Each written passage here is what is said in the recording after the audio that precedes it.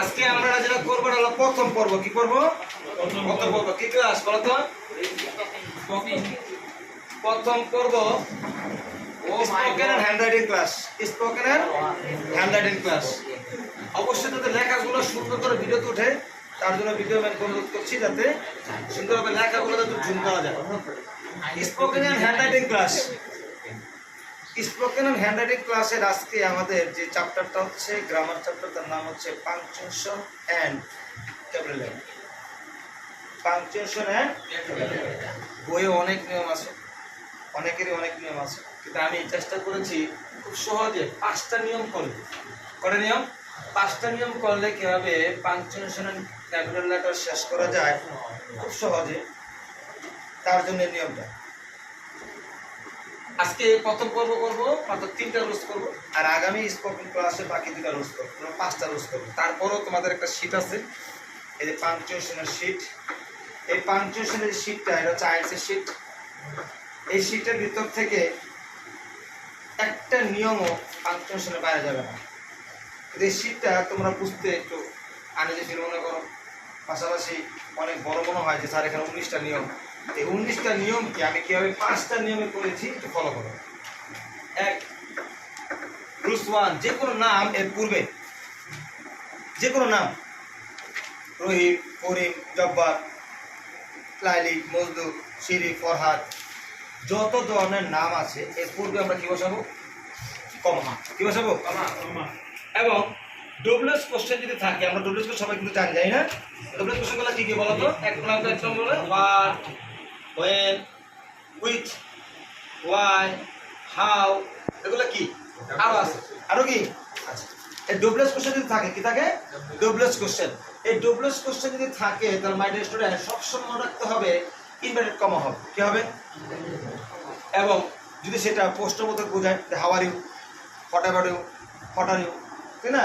এগুলো যদি বোঝায় তাহলে আমরা কি বসাবো? প্রশ্নবোধক চিহ্ন। বা এরকম যদি আসসালাম বসো, যদি এরকম হয় যে আশ্চর্যবোধক কিছু বলছে, what a great idea, what a fool, আছে না? তারপরে হোয়াট আ সারপ্রাইজ, অবাক কিছু বোঝায়, আমরা কি বসাবো? আশ্চর্যবোধক চিহ্ন। কি বসাবো? আশ্চর্যবোধক চিহ্ন। এবং অবশ্যই ইনভার্টেড কমা হবে। আশ্চর্যবোধক চিহ্ন আমরা কি সবাই জানি তো? এটাকে আমরা কি বলি? এক্সক্লেমেটরি। কি বলি? এক্সক্লেমেটরি।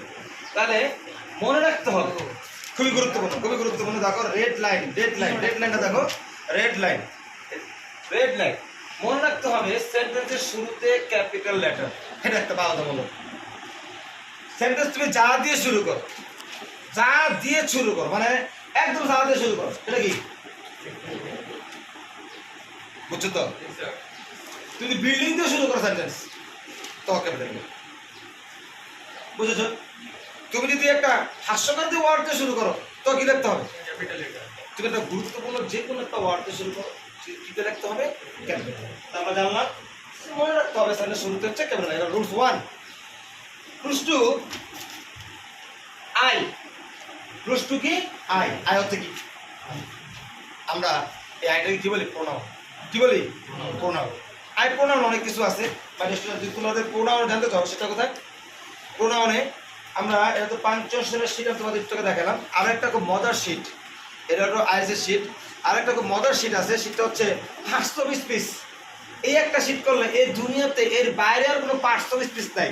তো এই পার্টস স্পিচ তোমাদের লাগে না, কিন্তু এই পার্টস স্পিচ করতে শিখদেরকে, কাদেরকে? শিখদেরকে। তো মাই ডিয়ার স্টুডেন্ট, স্পোকিং করার ক্ষেত্রে আমাদের কিছুটা পার্টস স্পিচ জানতে হবে। এই যেখানে বলা হচ্ছে pronoun, personal pronoun I, you, he, she, we, they, it, reflex, relative, who, which, that, whose, myself, yourself, himself, herself, এগুলো যদি থাকে অবশ্যই অবশ্যই মাই ডিয়ার স্টুডেন্ট অবশ্যই ক্যাপিটাল লেটার। কি লেটার? আর আমি এক কথা বলে দিই, একদম সহজ ভাষায়, একদম সহজ ভাষায়, আই যদি মাঝখানে থাকে ক্যাপিটাল লেটার, আই যদি শেষে থাকে, আই যদি লাস্টে থাকে বা শুরুতে থাকে, আই যেখানে থাকুক সবসময় কি? সবসময় কি?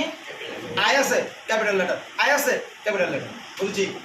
আচ্ছা, তারপর আমরা যাই আবার রেড লাইন। আবার রেড লাইন দেখো, কিন্তু দ্যাটের পরে কখনো ক্যাপিটাল লেটার হয় দ্যাট দ্যাট কি দ্যাট দ্যাট THA দ্যাট দ্যাটের পরে কোনো ক্যাপিটাল লেটার হয় না, একটা রুলস। এটা কি রুলস, গুরুত্বপূর্ণ রুলস। সব সময় ক্যাপিটাল লেটার হবে আই, সব সময় ক্যাপিটাল লেটার হবে। নাম টাম যত ধরনের নাম আছে, কিন্তু একটা সময় তোমার ক্যাপিটাল লেটার হবে না। তার নাম কি দ্যাট। দ্যাটের পরে কোনো ওয়ার্ড থাকলেই, যদি নামও থাকে, কোনো থাকে, কোনো ক্যাপিটাল লেটার হবে। তারপর যাই রুলস 3, নেম থাকলে ক্যাপিটাল লেটার, যদি তার সাথে পদ পদবীর সম্বন্ধ থাকে তাও capital letter plus full stop. Plus কি নেম থাকলে ক্যাপিটাল লেটার, যদি তার সাথে পদ পদবীর সম্বন্ধ থাকে তাহলে ক্যাপিটাল প্লাস কি ফুল স্টপ।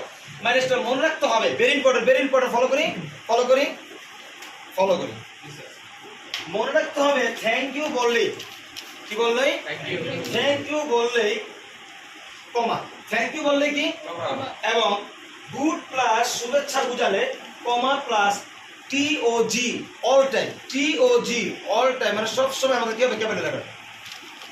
আর কোশ্চেন তো স্যার আমি বুঝি নাই। Okay fine, example how is your mother. এই যে খান, এই যে খান, তোমার আম্মু কি অবস্থা? Said mister Alamin, he is a very well thank you. এই যে খান, খুব কোশ্চেন দেখো, কোশ্চেন করেছে হাউ ইজ দ্য মাদার, তো আম্মু কেমন আছে, তোর আম্মু কেমন আছে। তো কোশ্চেন করলে কি হবে, ডবলস কোশ্চেন করলে কি হবে, ইনভার্টেড কমা, ইনভার্টেড কমা। আচ্ছা, ডবলস কোশ্চেন গুলো থাকলে কি হবে, ক্যাপিটাল লেটার, ক্যাপিটাল লেটার। আচ্ছা, এখানে একটু দেখেন তাহলে সুবিধা হবে, ক্যাপিটাল লেটার। তারপর বলা হয়েছে কি নাম থাকলে, মিস্টার নাম থাকলে হবে প্রথমত ক্যাপিটাল লেটার, ক্যাপিটাল লেটার। এবং প্রশ্নবোধক যদি বোঝায় তাহলে প্রশ্নবোধক চিহ্ন, প্রশ্নবোধক চিহ্ন। কথা কি বুঝতে পেরেছি আমি? আচ্ছা, আবার কি বলা হয়েছে, থ্যাংক ইউ, টি এবং জি সবসময় capital letter, T capital letter, thank you.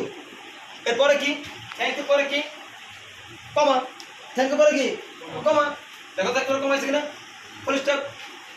এখানে কেন কমা দেওয়া, ফুল স্টপ দিলাম না, কারণ এখানে শেষ, সম্বন্ধটা এখানেই। বুঝতে পেরেছি, বুঝতে পেরেছি। যদি বুঝতে পারি, আজকে হলো আমাদের প্রথম পর্ব।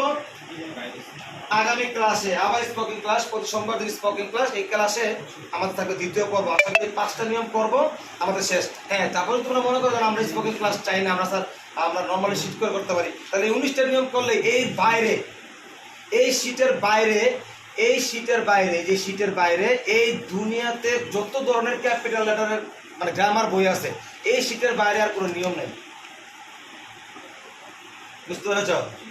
কিন্তু আমি বলেছি স্পোকেন ক্লাসটাই মানে হচ্ছে সবচেয়ে সহজে কিভাবে তোমাদের কাছে গ্রামারটা প্রকাশ করা যায় এবং তোমরা উপলব্ধি করে সহজে শিখতে পারো, তার জন্য এই ক্লাসটা। আশা করি সবাই ভালো থাকো, ধন্যবাদ। আগামী ক্লাসে তোমাদের সাথে দেখা হবে আবার সোমবার দিন স্পোকেন ক্লাস।